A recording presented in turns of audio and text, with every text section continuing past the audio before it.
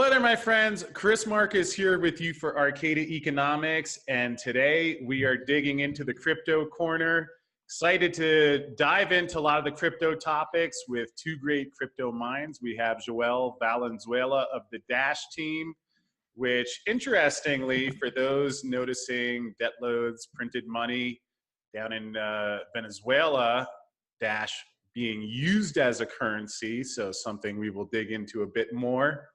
And then a longtime friend on the bottom there, Robert Allen, founder of COINCUBE, also the man that introduced me to cryptos. So great body of knowledge here. And how are you guys both doing today? Yeah, I'm doing fantastic. I'm doing great, Chris. Nice to see you again. Yeah, well, it's exciting to have you guys on here. Obviously has been a long past year for those who are invested in the cryptos. Yet for those who are looking at the cryptos really in terms of what they can do and some of the applications, has been a lot of good news there. As from my perspective, we continue to see adoption. Again, Joel, I'd love to hear more about where Dash is actually being used. And about to start off, you could just give us an overview of what you're seeing, what's going on, and then we can dig in a little further. So Joel, would you like to start? Yeah, absolutely. I see a lot of people being very upset at 2018 from the crypto markets perspective. People were riding high in December saying, well, it's going to go to 10 million next month or something crazy like that. And then all of a sudden we have a dip, and not just a dip, but a very big dip. And recently we've seen a lot of headlines of development teams getting completely laid off or other companies getting their staff cut and everything. And yeah, it's not like it's been easy. However, 2018 was probably the best year for Dash so far in terms of just all the work has been done. One thing that during 2018, 2,500 extra merchants were added in Venezuela alone from pretty much nothing, from pretty much zero before then. And so that includes some regional franchises of big names such as Church's Chickens, Subway sandwiches, Papa John's pizzas, and even the largest department store in the country. And it's been pretty phenomenal to see that going on. And neighboring Colombia has at least 350 merchants and rapidly growing. And so we're seeing a pretty big explosion in use that we really have not. It's hard to build momentum on crashes. Everyone just wants to hide in the crypto winter, put on their Snuggie, whatever. And it seems like this has been sort of the opposite. It's perfect time for building. And I do like that when it's all low, when you see use increasing when no one should be caring about it. Yeah, and real quick, one thing interesting you mentioned, those are some international and American-based businesses down there that you cited that are using the cryptos too. It's not just foreign companies. Yeah, absolutely. And it's difficult to remember for some people. Venezuela was a very rich and advanced country until very recently. And that's one of the reasons why I think Dash has done so well there, is because it's educated and technologically advanced, which makes it perfect for knowledge and understanding and having the infrastructure for cryptocurrency. But it's also going through severe economic and currency crisis, which makes it an area that you really need something like that. So those two, like, you basically need a first world country that just fell off a cliff is like the perfect condition. Sad though that might be, it is what it is. And yeah, it's interesting to watch when you start seeing some big names get involved. People are interested in it. Started from grassroots, just small mall kiosks and things like that. And then eventually you work your way up to some larger franchises. And then hopefully we'll start seeing the international companies of these local franchises take note. And that would be interesting. Do you have any idea, maybe roughly how many people are using Dash and or Bitcoin, crypto in general in Venezuela? I mean, is there any way to kind of? Yeah, it's hard to tell. I do know that Venezuela is the number one source for Dash, the official Dash mobile wallet downloads. Okay. So you can see kind of that. You see, I believe the merchants are mostly on a single point of sale system, because otherwise how would you be able to trace which transactions flying across the blockchain were associated with which uses.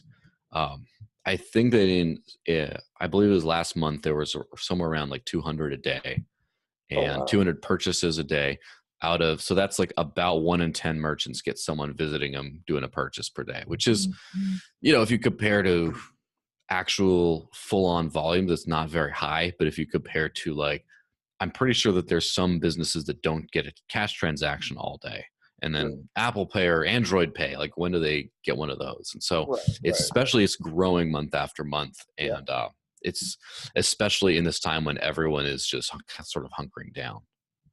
That's really exciting. Yeah, and Robert, your take on the overall state of the market right now? Well, I mean, this is essentially the second of my experience of a crypto winter, living through the 14, 15 downturn. Was pretty tough at times, but yeah, I definitely agree that this is the time to build, and a lot of companies are kind of hunkering down and working hard. And for COINCUBE, we were in beta for a couple of years there, and launched our finished product in 2018. So first version, I should say. Obviously there's plenty more work to do on it, but it's out of beta now, and working well, and gaining users every day. So I think in general, headlines tend to be very either one way or the other in crypto. It's either it's going to the moon or it's blowing up and it's all over, and people get very emotional. But if you just look at I try to, as I mentioned, I think the last time I was on, I try to look at look at the numbers, look at adoption, look at wallet downloads, look at transactions on networks, and Bitcoin and crypto are being adopted around the world, and it happens slowly until eventually, kind of like with email in the early days, it's very hard to use it. Very few people have it. And then all of a sudden it's like, you're a weirdo if you don't have email. And so there's going to come that point probably within the next 5 to 10 years where we'll see a dramatic shift, and it'll just be, I think, commonplace for people to use crypto for everyday transactions and for storing their wealth and for moving their wealth. And it's better technology than what we have today. And I was thinking about this morning. People will kind of deride crypto by saying, this is some weird kind of digital money and it doesn't have value. And kind of the gold bug types sometimes will come from that angle. But I would challenge anyone who feels that way to stop using. If you feel that way, then don't use the banking system, because it's all digital anyway already. The only difference is with crypto, we actually have a fair public way of viewing these records, of viewing these transactions, and knowing that we're not being scammed by central banks. So this is not, digital money is not new, but digital money that we can know is scarce and that can actually be programmed and fairly administrated, that is new. And that's what this revolution is about. It's about a better kind of money.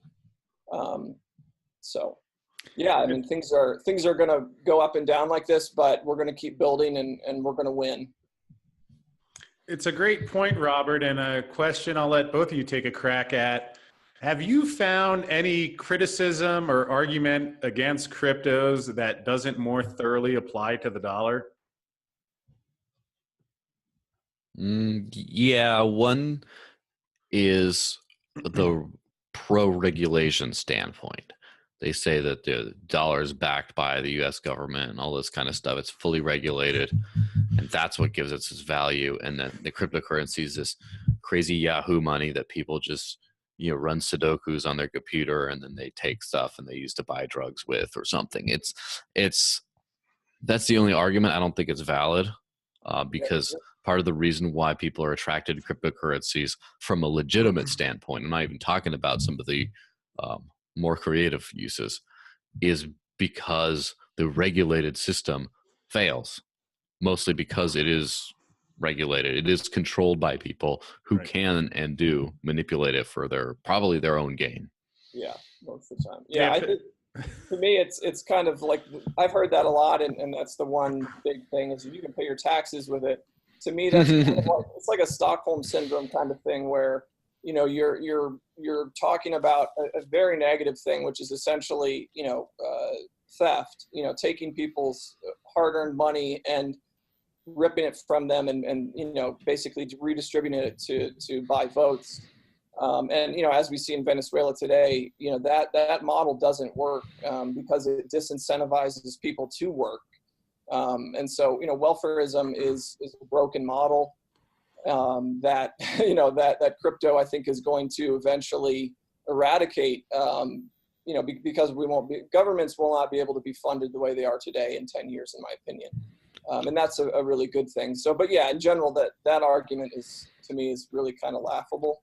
It's shifting too, because, for example, in Ohio, you can pay your taxes in cryptocurrency today.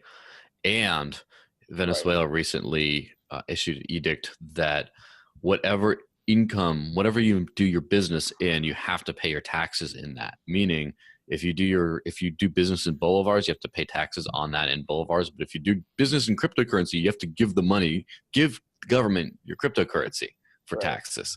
So you can't pay your taxes with it. I don't know about that, or how much longer people are going to be using that argument. Right. I think as long as there's money to be had, politicians will be sure to accept it, to anyone who will be able to give it to them. So, yeah, and it's interesting, Joel, what you mentioned about Venezuela, where really a great example of the law of unintended consequences, yet the free market and nature doing its thing, where, yes, this paper currency system is broken, but when you look at the impact that going to some sort of sound money, whether that's gold, silver, or cryptos, or some mix thereof, really could change a lot of that in Venezuela. So while a lot of the other countries begin going through their own currency crises, I would think that the ones that have implemented a crypto system, that could really be a big boon, in the sense that some governments talk about, are they going to ban cryptos? But to me, that would be the equivalent of saying we're going to ban electricity or ban cars. You can do it, but you're going to get left behind. Any thoughts on that? Yeah, it's one of those things where I think that, I don't like to use the term smart government, but the smarter of them, the ones that understand a little bit better on how to hold on to power, et cetera, have sort of hung back a little bit. Like the U.S. regulators, all they just say, oh, it's property, capital gains, that's kind of it. And they just sort of hung back to see where this went, because you don't want to be the kind of person, you don't want to just completely ignore it, and you also don't want to, as a government, right? You also don't want to pretend it doesn't exist or pretend you can ban it, and then it becomes like something like ban automobiles, and then 50 years later you're just horse and buggying it around, and while everyone else, right? Yeah, well, the other governments are getting rich off of taxing the commerce that comes from the auto industry, for example, and they're just like, man, I wish I had done that. So yeah, I don't think that I'm pretty sure that digital money is not only here to stay, but non-governmental digital money is here to stay. And I actually believe will be to a certain extent embraced by governments eventually, because the inability to do all the things like inflate it and things and manipulate the currency that has been a hallmark of government currency in the past, the inability to do that gives it much greater value long term. And value is money, and money is what the government wants from you. So as long as you're creating value, even if it's by getting around them, then they want to take a piece of that back. Right. Yeah, I think the benefit of crypto is that it's kind of like a Trojan horse, in that everyone has their own self-interest, which is they want to protect and preserve and grow their wealth, and including people who work in government. And so I think it's important to remember government is not like this monolith. It's made up of individuals who make decisions and have their own agendas and their own goals. And oftentimes those, may be at cross purposes even with the agency they work for, perhaps. Or, it's possible that you also have people who, for example, I worked as a public teacher for 3 years out of college. I was kind of a bleeding heart type for a few years there, and taught in New York City. And, firsthand experience in a broken system is a very fast kind of red pill awakening. You get thrust into a big, huge mess, and then you start to realize, okay, the people, the narrative I was given isn't working, and so your mind changes. So I guess what I'm trying to say is that I think, personal self-interest is going to rule the day, even for people in government. And thankfully, Bitcoin and crypto and Dash and all these innovations really are going to benefit everyone on Earth. And so we've got to get on the same page in the sense that, I think people will start to wake up and realize that, oh, you know what, it's actually better to not have a group of like 5 dudes in the room making decisions about interest rates and, trying to, use a magic ball to determine magic fairy dust to determine where the economy is going and what needs to be done. I mean, this is crazy, like bloodletting kind of like voodoo nonsense. And, so it's time that we move past that. And I think it's just, it's a matter of time. And the United States is on a precipice, now with, what is it, close to 22 trillion, I think, in debt, trillions of dollars a year. Make that over 200 trillion if you include Social Security and Medicare, which are the unfunded liabilities that the U.S. government uses an Enron version of the accounting system to project. Right, and then you have the fact that the economy is addicted to this low interest rate policy.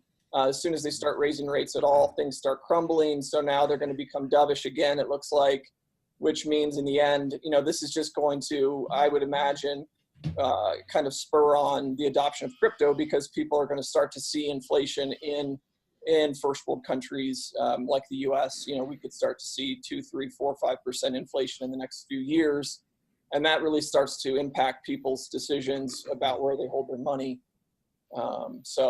Yeah, I think the writing's on the wall, and this kind of failed experiment with the Federal Reserve is what now 105 years, whatever it is, 105, 106 years, and it's run its course. So. Yeah, and one thing to add on there, I'd say we're already at the 2, 3, 4, 5% inflation. John Williams with Shadow Stats, his numbers around 10%. And while we're not paying $50 for a loaf of bread just yet, anyone who's interested in buying a house, certainly they're going to feel the effects of the inflation, a lot of which put into the markets. Along those lines, in terms of the pricing, we've heard people say it's going to zero. We hear numbers for Bitcoin that get big, 100,000, $1 million. I'd love to get your take whether are these extremes just completely insane? Are they valid? And perhaps the last thing to add on there, because Robert, you touched on the debt loads. So to me, one of the things that drew me into cryptos is that while I don't know when this US dollar system finally is exposed, it seems clearly past the point of no return. So when I hear some of the big numbers with a stable currency, maybe not so much, but given the Ponzi scheme currency we're running, does add some credence to that argument. So I'll let you, how about Robert, you start on this one? Sure. Well, I think $1 million per Bitcoin is not a crazy idea at all. I think even if you just look at like offshore banking and people holding money in accounts, kind of out of big countries like in the Caymans and places like that. I believe, I forget the exact numbers there, but that market alone is enough where if Bitcoin were to take, say 50% of that market, it could be pushed well over 100,000 per Bitcoin. You have 21 million of these coins that will ever be created. I think we're at like 18-ish million right now, and the inflation is dropping every 4 years in half. So yeah, it's really just a matter of supply and demand. And if Bitcoin becomes ubiquitous as a digital gold, as a store of value that is non-confiscatable, yeah, those numbers are really very easy to arrive at. I mean, that's just one particular market. You know, you look at if it were to replace the dollar, or if it were to replace, you know, even smaller countries like, say, Venezuela or a country like that, Bitcoin becomes sort of the de facto currency. You know, that economy alone is enough to put it, I think, in the 50 to 100,000 range. So yeah, I think those numbers are reasonable. Obviously, that's not to say it's going to happen very quickly. You know, it could be 10 years or 20 years. And of course, you know, who knows? I mean, it's possible Bitcoin is replaced. It's possible. A lot of things can happen, of course. But yeah, those numbers are not crazy talk at all, in my opinion. Yeah, I would definitely think, as far as the go to zero kind of thing, I mean, if it depends on your time frame, you know, if you got like a million years, and yeah, sure, zero's on the horizon. But as long as you're talking about our lifespan, absolutely not. Are you talking about these giant figures too? They're realistic if they're realistic provided they're backed by something. So for example, if you say, oh, it's just going to keep growing, it's going to be super valuable, it's like, yeah, well, is it going to be useful enough that the whole world's going to adopt it? And if so, how is it going to be useful? And also there's a few things, like one of the things that makes cryptocurrencies a digital store of value is their perceived security. And we've seen a ton of 51% attacks happen and other things like that that are basically calling into question just how secure it is. And at that, I mean, and obviously that's the problem, is like gold is not really a technology. It's just a thing you can get out of the ground. And even if you keep a technology simple that does simple things, at some point it has to evolve in certain ways. So for example, what if someone figures out a way that just the pure proof of work setup the way it is now could possibly be vulnerable, and then you could attack one chain, and then all of a sudden your store of value is just pretty much worthless at that point. And so I think if it keeps up with the modern threats, if it keeps being useful to everyday people, if it keeps the way it is today in those terms, then those numbers are absolutely realistic. Yeah, and perhaps one way for folks listening at home, at least I think of it, and you guys could comment on it, in terms of the pricing, yes, I mean, just by the range alone, we've seen 20,000, 3,000, everywhere in between. So someone's right, someone's not. I think in due time we'll find out who. Yet I find it helpful to think of it almost as a startup technology that is new and is not being used. So when you look at the price, you think of that as a voting machine. We're talking about a small segment of the population that's in it to begin with, many of whom probably are not experts in terms of how these products can actually be used. So it's like, imagine if someone had a cure for cancer, which you could say that if everybody knew and understood what this guy was doing, the demand would be great, the people would want to buy it, and the pricing would go. Yet if this guy needs a little more time to explain it in a way that regular people can understand, and people are still realizing the value, because similar with the current situation with the government finances, I don't think the majority of the world is really looking at that. Yet if they knew the strenuous position these paper currencies are in, then once people begin to see that more clearly, I think if they were all listening to you guys right now, they might have a much different take on it. Is that a good analogy, good way of looking at it?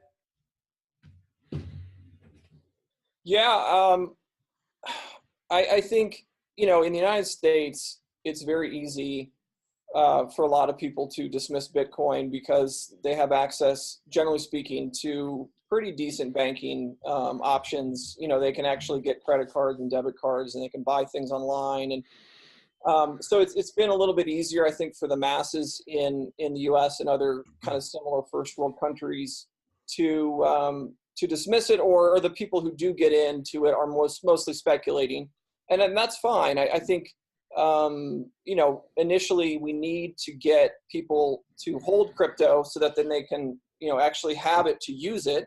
And then eventually merchants will start adopting it more and more as they see that there's a demand or that people will be able to buy things with crypto. So I think that the investment part comes first. And that seems to be the way it's been playing out so far.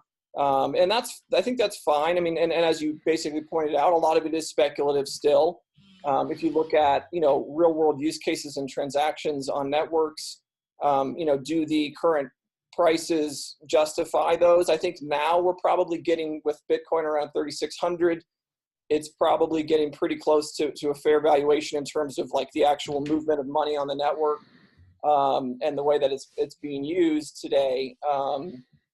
But I mean, this is how kind of young markets go. People they get overheated, people get excited, and they kind of act irrationally, as we saw this last fall.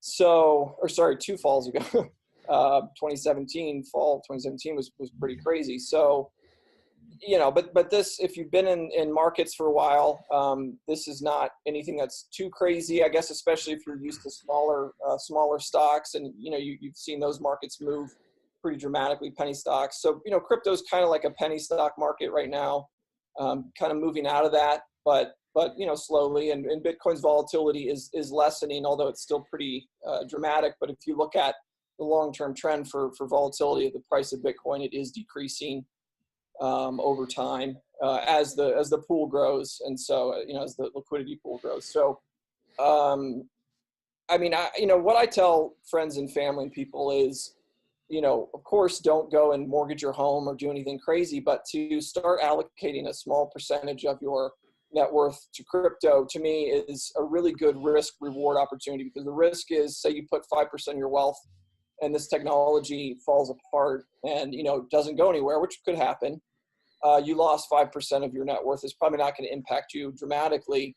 But if the technology succeeds and you put 5% in, you could have your retirement, several times over.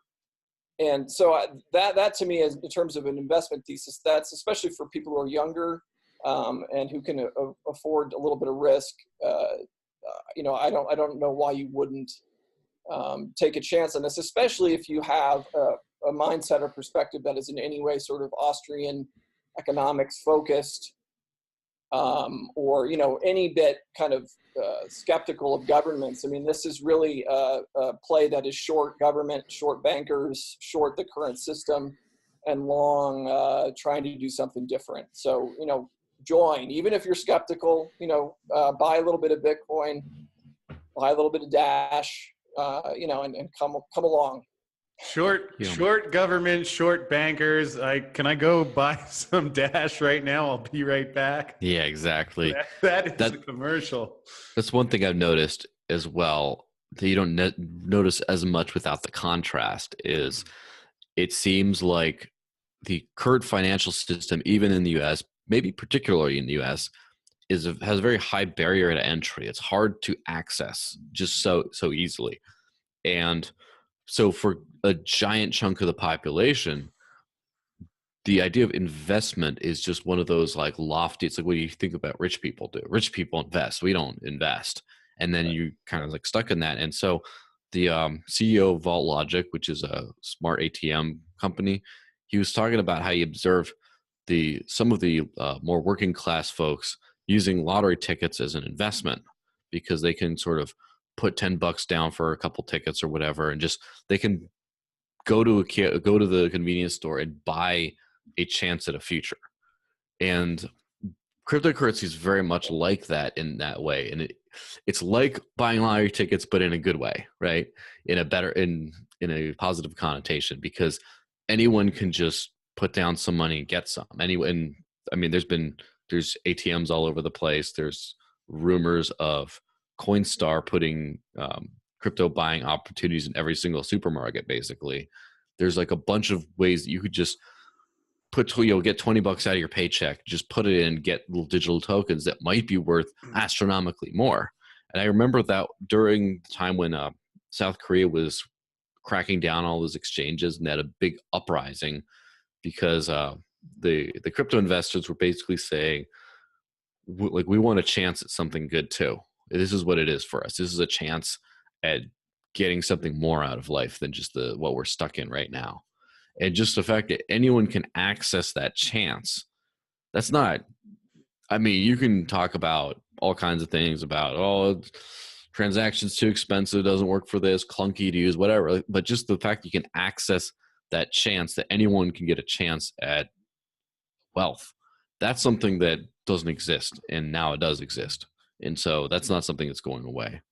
Yeah, that's a really good point, Joel. And I think, to add to that, what I see, because I worked after working as a teacher in New York, I ended up working for Peter Schiff, his gold company, for about 4 years. So I rubbed elbows with a lot of wealthy people during those years. And there is a different mentality there. And I think part of the reason that exists is because the United States has enacted all of these regulations and rules to basically, in my opinion, essentially keep the lower classes kind of permanently in their place, in a sense. Like, these rules, like you have to be a quote accredited investor to, and thankfully Reg D, I think, the Jobs Act under Obama, they did do something that was, a nod in the right direction. And now there's new regulation where you can issue securities and sell them, to kind of average people. So some good things have happened in the States, but generally speaking, they've erected these barriers where it's made it very difficult for average people to invest, or even just impossible to invest. And so, the only way as an average guy you're going to get into, Facebook is after it's already IPO'd and it's probably overvalued. And so, so the number of decent options for investors prior to crypto was vanishingly small. And you had, 0% interest rate, so you couldn't put your money in a bank and get any return on it. So, I think crypto is kind of like a pressure release valve where, people are in many times, desperate for a better life, trying to do better for their families, and looking for an opportunity. And I think crypto has provided that at just the right time. But, the big caveat there, as you said, like with the lottery ticket is, a lot of people do get in and then they start buying up coins that they don't know anything about. And they get sucked into projects that are, probably not going to do anything ever, but they don't understand the technology. So, that's where with COINCUBE, one thing I've really hoped to do is give people options that, if they're not as sophisticated and they don't know markets very well, rather than trying to go and kind of like lottery ticket, just picking random cryptos, maybe just buy the top 10 or the top 20. Don't try to game the system or basically follow the market is what I'm saying. Is, if you're unsophisticated, that has been the way to play the stock market. And I think for a lot of people, that's probably the best approach to crypto. So that's a tool that we offer with COINCUBE, and I'm really happy to make that available for people.